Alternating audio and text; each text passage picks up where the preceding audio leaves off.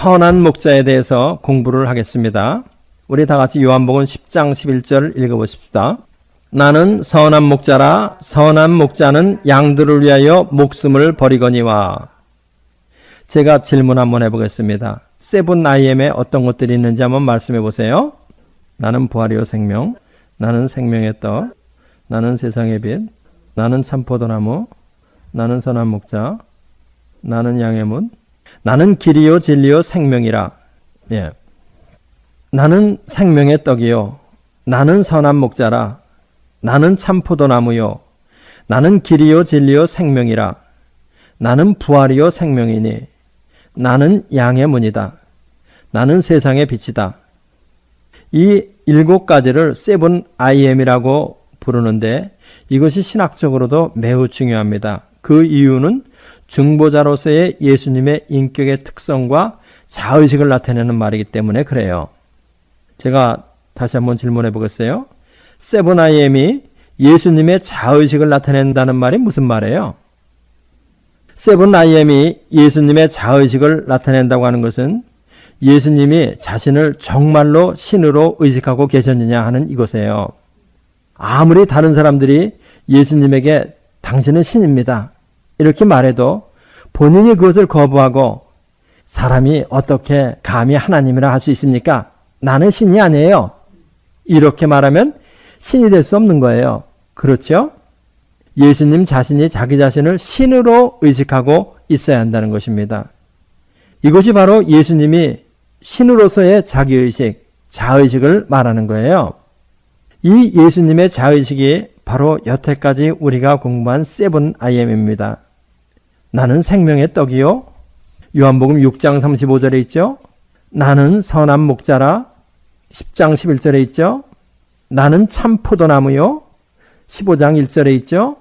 나는 길이요 진리요 생명이라. 14장 6절에 있죠. 나는 부활이요 생명이니. 11장 25절에 있죠. 나는 양의 문이라. 10장 7절 9절에 있습니다. 또 나는 세상의 빛이라. 8장 12절하고 9장 5절에 있어요. 예, 다 요한복음에 있죠. 이 구절에서 예수님은 자신을 생명의 떡이나 길이나 진리나 생명이나 또 기타 등등으로 비유하신 것이 아니라는 거예요. 예수님은 자기 자신을 생명의 떡으로 비유하신 것이 아니고 자신이 생명을 주는 떡이라고 말씀하셨다는 겁니다. 또 길과 진리와 생명에 자기 자신을 비교하신 것이 아니고 자신이 바로 길이요 진리요 생명이라고, 자기 자신이 바로 길이요 진리요 생명이라고 말씀하시는 거예요. 다른 것도 모두 마찬가지입니다. 이 세븐 IM이 바로 예수님의 자의식을 말한다는 겁니다. 참고적으로 예수님의 신성을 입증하는 중요한 4가지 팩터에 대해서 우리 공부를 해보십시다. 뭐가 있다 그랬어요? 예수님의 신성을 입증하는 4가지 중요한 팩터. 그 다음에 성경이 인정을 해야 돼요. 그러니까 하나님이 인정을 해줘야 된다. 그 다음에 주위에서 가까이 본 사람들이 그를 신이라고 인정을 해줘야 된다. 그 다음에 세 번째로 성경이 신이라고 인정을 해줘야 된다. 이것을 객관적 팩터라고 그래요. 그 다음에 주관적 팩터는 또 뭐냐면은 예수님 자신이 자기 자신을 신으로 인정해야 된다는 거예요. 이것을 예수님의 신성을 입증하는 4가지 중요한 팩터라고 우리는 말해요. 그래서 참고적으로 복습 삼아서 예수님의 신성을 입증하는 4가지 중요한 팩터에 대해서 우리 공부를 해보자는 겁니다. 먼저 객관적 팩터의 첫 번째 것, 하나님이 인정하셔야 된다는 것. 요거에 대해서 우리 너무나 잘 알고 있죠. 하나님께서 예수님에게 정말로 너는 신이다 하는 인정이 있어야 돼요. 하나님께서 너는 나와 같은 신이다 이러한 인정이 없으면 그것은 가짜 신이요 사기꾼이 되는 거예요. 그렇죠? 아무리 날고기는 사람이라 할지라도 하나님이 인정하시지 않으면 안 된다는 겁니다. 그 다음에 객관적 팩터의 두 번째는 사람들이 인정해야 되는데 특별히 가까이에서 그를 본 사람들이 그를 신이라고 인정해야 된다는 거예요. 멀리 있는 사람은 속일 수 있어요. 그러나 가까이에서 보고 느낀 사람들은 속일 수가 없는 거예요. 그렇기 때문에 가까이에서 그를 본 사람들이 정말로 신입니다. 이렇게 고백을 해야 된다는 거예요. 이것이 객관적 팩터의 두 번째 중요한 것입니다. 그 다음에 세 번째로 중요한 것이 뭐라 그랬어요? 성경이에요. 성경 자체가 예수님의 신성을 증거해 줘야 하는 거예요. 좀 더 구체적으로 말하면 뭐예요? 성경 자체가 예수님은 하나님의 아들이다. 이것을 증거해 줘야 돼요. 간단하게 먼저 객관적 팩터들을 한번 훑어보십시다. 하나님께서 예수님을 너는 신이다. 너는 내 아들이다. 이렇게 인정했냐? 우리 이거 한번 찾아보십시다. 마가복음 1장 4절로부터 11절까지 다 같이. 세례 요한이 이르러 광야에서 죄사함을 받게 하는 회개의 세례를 전파하니 온 유대 지방과 예루살렘 사람이 다 나아가 자기 죄를 자복하고 요단강에서 그에게 세례를 받더라. 그때에 예수께서 갈릴리 나사렛으로부터 와서 요단강에서 요한에게 세례를 받으시고 곧 물에서 올라오실새 하늘이 갈라짐과 성령이 비둘기같이 자기에게 내려오심을 보시더니 하늘로서 소리가 나기를 너는 내 사랑하는 아들이라 내가 너를 기뻐하노라 하시니라. 여기서 하나님의 인정을 나타내는 말이 어느 거예요? 하늘로서 소리가 나기를 너는 내 사랑하는 아들이라. 하나님이 예수님을 내 아들이다. 이렇게 인정하셨다는 거예요. 다음에 예수님의 주위에 있는 사람들이 예수님을 신으로 인정한 것에 대해서 한번 또 찾아보십시다. 마태복음 14장 25절 33절 다 같이. 밤 사경에 예수께서 바다 위로 걸어서 제자들에게 오시니 예수께서 즉시 손을 내밀어 저를 붙잡으시며 가라사대 믿음이 적은 자여 왜 의심하였느냐 하시고 배에 함께 오름에 바람이 그치는지라. 배에 있는 사람들이 예수께 절하며 가로되 진실로 하나님의 아들이로소이다 하더라. 여기서 예수님을 가까이 본 사람들이 신으로 인정한 것은 뭐예요? 배에 있는 사람들이 예수께 절하며 가로되 진실로 당신은 하나님의 아들이다. 이렇게 인정을 했습니다. 가까이에서 예수님과 함께 생활하는 사람들이 예수님 보고 뭐라고 그러냐? 하나님의 아들이라고 이렇게 인정을 한 거예요. 그러니까 하나님의 인정이 있었어요. 그 다음에 두 번째로 예수님을 가까이 본 사람들의 인정이 있는 것입니다. 다음에 성경에 너무나 많은 곳에서 예수님의 신성을 인정했다고 그랬는데 그거에 대해서는 여태까지 너무 많이 공부를 했으므로 오늘 생략하고 또 세븐 IM에 대해서도 쭉 지금 공부하고 있으므로 더 이상 이제 말하지 않고 다음에는 무엇에 대해서 우리가 공부를 할 차례냐? 선한 목자, 예수님이 나는 선한 목자다 이렇게 말씀하셨는데 이 말이 왜 신성을 나타내는 말이냐? 여기에 대해서 한번 공부를 해보십시다. 우리가 관심을 가져야 할 말은 선한, 나는 선한 목자다 하는 이 선한 말이에요. 선한. 오직 하나님 한 분만 선하시죠. 이거는 모두가 다 인정하는 것입니다. 오직 하나님 한 분만 선을 본성으로 자기 안에 가질 수 있어요. 그렇죠? 그런데 우리 예수님은 자신을 나는 선한 목자다 이렇게 말씀하신 거예요. 예수님이 나를 선한 목자다 이렇게 말씀하신 것은 선을 본성으로 자기 안에 소유한 목자다 이런 의미예요. 착한 목자다 뭐 이런 뜻이 아니고 이거는 뭐 그런 뜻도 있겠지만은 그것보다는 선을 본성으로 내 안에 나는 가지고 있는 이런 목자다 이런 뜻이란 말이에요. 선 그 자체를 본성으로 소유한 목자다 이런 뜻이라는 거예요. 그렇기 때문에 나는 선한 목자다 하는 말은 예수님의 신성을 나타내는 말이에요. 예수님이 자신의 자의식 속에서 나는 선을 본성으로 소유한 선한 목자다. 신성을 가진 선한 목자다. 이런 자의식을 예수님 안에 가지고 계셨다. 이런 뜻이에요. 그렇죠? 예수님께서 나는 목자다. 이렇게만 말씀하셨으면 이 말은 신성을 나타내는 말이 될 수 없죠. 그렇지만 예수님은 나는 선한 목자다. 이렇게 말씀하셨기 때문에 이 말은 중보자로서의 예수님의 신성을 나타내는 말이다. 이 말입니다. 이 땅에서는 아무도 이런 의미에서 자신을 나는 선한 목자다 이렇게 말할 수 있는 사람은 없어요. 나는 선이 무엇인가 소개하는 선생이다. 선을 가르치는 선생이다. 이렇게는 말할 수 있을지언정 나는 선을 본성으로 내 자신 안에 소유한 나는 그러한 선한 목자다. 이렇게 말할 수 있는 존재는 아무도 없다는 거예요. 그렇기 때문에 예수님이 나는 선한 목자다. 이렇게 말씀하신 것은 예수님 자신의 신성을 나타내는 말이다. 이겁니다. 다음에는 우리가 목자가 구약 성경에서 쓰인 용례에 대해서 한번 공부를 해보십시다. 예수님이 자기 자신을 나는 선한 목자다 이렇게 말씀하셨는데 구약에서도 그러면 하나님이 나는 목자다, 선한 목자다 이렇게 말씀하신 경우가 있었느냐 하는 거예요. 어떻게 생각해요? 있었어요? 없었어요? 아주 많이 있어요. 얼마만큼 많이 있는 줄 알아요? 200번이 넘게 나와요. 구약에서. 하나님 당신이 나는 목자다 이렇게 말씀하신 게 200번이 넘게 나온다는 얘기예요. 우리 에스겔서 34장 13절 14절을 읽어보십시다. 내가 그것들을 만민 중에서 끌어내며 열방 중에서 모아 그 본토로 데리고 가서 이스라엘 산 위에와 시냇가에와 그 땅 모든 거주지에서 먹이되 좋은 꼴로 먹이고 그 우리를 이스라엘 높은 산 위에 두리니 그것들이 거기서 좋은 우리에 누워 있으며 이스라엘 산 위에서 살찐 꼴을 먹으리라. 이 구절은 하나님이 당신을 어떻게 표현하고 계신 거예요? 이스라엘의 목자로 자기 자신을 표현하고 계시고 또 이스라엘 백성들은 하나님의 양이다.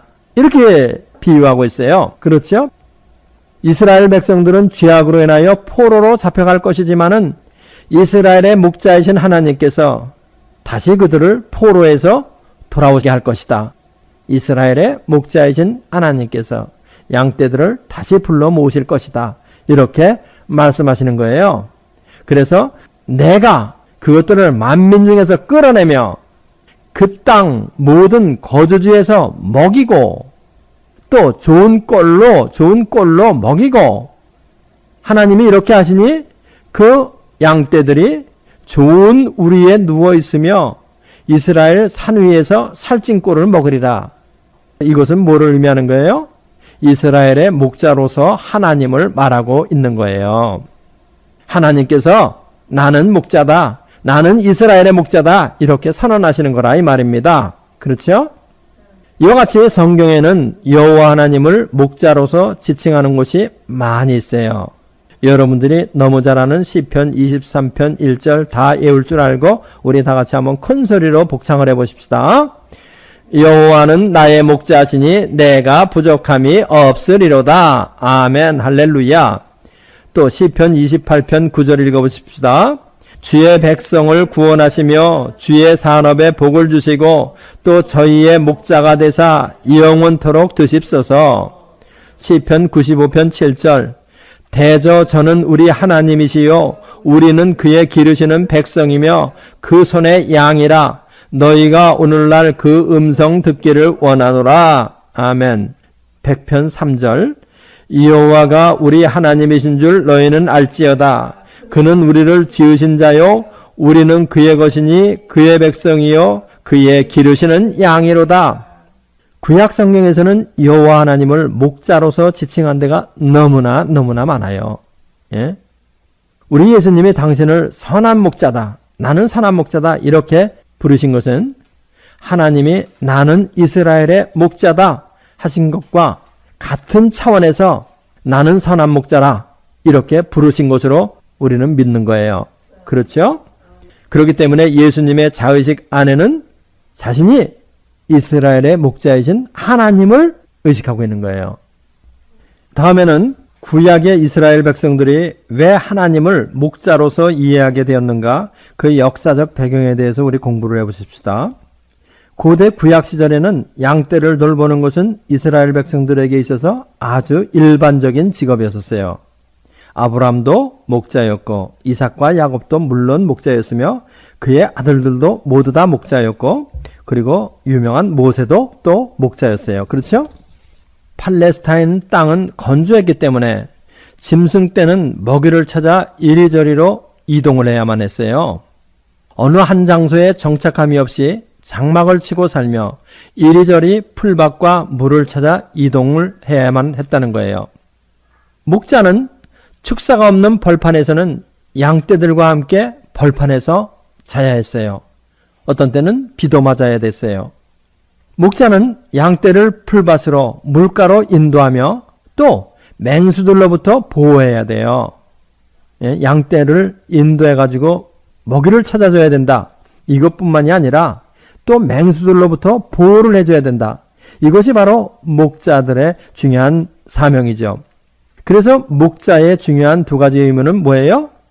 양떼를 돌보는 것, 케어해줘야 된다. 케어해야 된다. 그 다음에 먹을 것을 공급해줘야 된다. feed 이거예요. 양떼들과 함께 생활하며 위험을 감수하고 양떼를 보호해야 하는 목자들의 생활에 대해서 다윗은 다음과 같이 아주 생생하게 말했어요. 사무엘상 17장 34절 35절 다 같이 다윗이 사울에게 고하여 가로되 주의 종이 아비의 양을 지킬 때에 사자나 곰이 와서 양떼에서 새끼를 움키면 내가 따라가서 그것을 치고 그 입에서 새끼를 건져내었고 그것이 일어나 나를 해하고자 하면 내가 그 수염을 잡고 그것을 쳐 죽였나이다. 맹수를 양떼를 잡아가는 맹수를 이 어린 다윗이 위험을 감수하고 쫓아가서 그 맹수를 쳐 죽이고 그 맹수의 품 안에서 어린 양을 구했다. 이런 얘기예요. 그렇기 때문에 고대 이스라엘 백성들은 양떼에 대한 보호의 관점, 그 다음에 양떼들에 대한 목자의 주권적 관점, 이 두 관점 하에서 하나님을 이스라엘 백성의 목자다 이렇게 부르게 된 거예요. 두 가지 관점이 뭐라 그랬어요? 보호 또 주권적 관점. 예, 인도 맞아요. 그러니까 고대 이스라엘 백성들은 목자의 양떼에 대한 보호의 관점, 그 다음에 두 번째로 양떼들에 대한 목자의 주권적 관점, 바로 그것이 인도 안 되는 거죠. 이 관점하에서 하나님을 이스라엘의 목자다 이렇게 부르게 되었다 이 말입니다. 우리가 이거 참 중요하게 생각할 필요가 있는 거예요.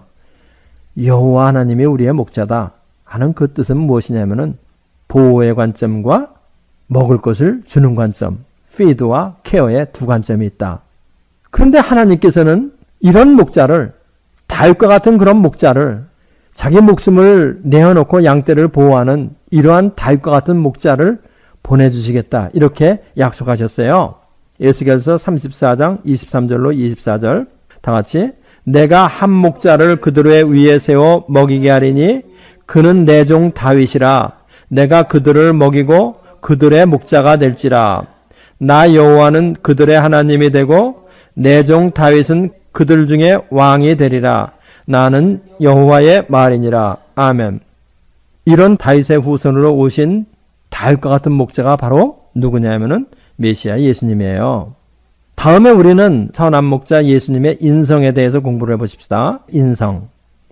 여태까지 우리가 공부한 대로 구약에는 여러 군데에서 목자를 보내주시겠다고 하나님이 말씀하셨는데 우리 또 한 가지 더 찾아보십시다. 예레미야 3장 15절 다 같이 내가 또 내 마음에 합하는 목자를 너희에게 주리니 그들이 지식과 명철로 너희를 양육하리라. 내 마음에 합하는 목자를 너희에게 보낼 텐데 그가 지식과 명철로 너희를 양육하리라는 거예요. 구약의 이러한 약속에 따라서 이스라엘의 목자이신 여호와 하나님은 목자인 인간으로 오신 거예요. 이분이 바로 선한 목자 예수님이라는 것이죠. 그렇죠? 이분이 바로 선한 목자 예수님이에요. 구약의 약속을 따라서 여호와 하나님이 인간으로 오셨는데 바로 그분이 누구야? 선한 목자 예수님이다. 선한 목자 예수님의 인성에 대해서 공부를 해보십시다. 선한 목자 예수님의 인성. 선한 목자 예수님의 인성에 대해서 예수님이 중요한 말씀을 하신 것이 있는데 우리 다 같이 요한복음 10장 11절하고 15절 읽어보십시다. 11절 먼저 나는 선한 목자라 선한 목자는 양들을 위하여 목숨을 버리거니와. 여기서 선한 목자의 인성을 말하는 게 뭐예요? 예, 양들을 위하여 목숨을 버린다. 이것이 바로 선한 목자 예수님의 인성을 말하는 거예요. 그 다음에 15절 또 읽어보십시다. 아버지께서 나를 아시고 내가 아버지를 아는 것 같이 나는 양을 위하여 목숨을 버리노라. 목숨을 버리노라. 바로 이 말이 선한 목자 예수님의 인성을 말하는 거죠. 예수님은 요한복음 10장에서 두 번이나 선한 목자는 양떼를 위해서 자신의 생명을 버린다고 이렇게 말씀하셨죠. 바로 인성을 말하는 거예요. 양으로 생명을 얻되 풍성히 얻게 하기 위해서 당신의 생명을 버리려고 이 땅에 오신 분, 인성을 말하는 거예요. 양떼를 보호하기 위해서 이 땅으로 오신 분, 양떼를 보호하기 위해서 당신의 생명을 버리신 분, 바로 그분이 선한 목자 예수님이에요. 사람을 구속하기 위해서 이스라엘의 선한 목자는 사람으로 오신 것입니다. 선한 목자 예수님의 인성을 말하는 거예요. 이스라엘의 목자이신 여호와 하나님은 인간이 되셔서 양떼로 풍성한 생명을 얻게 하기 위해서 당신의 생명을 십자가에서 버리셨습니다. 바로 선한 목자로서 자기 자신을 보여주신 거예요. 예수님은 예수님과 신자들의 관계를 당신의 피로 산 목자와 양과의 관계로 말씀하셨어요. 우리 요한복음 21장 15절 16절 읽어보십시다. 다 같이.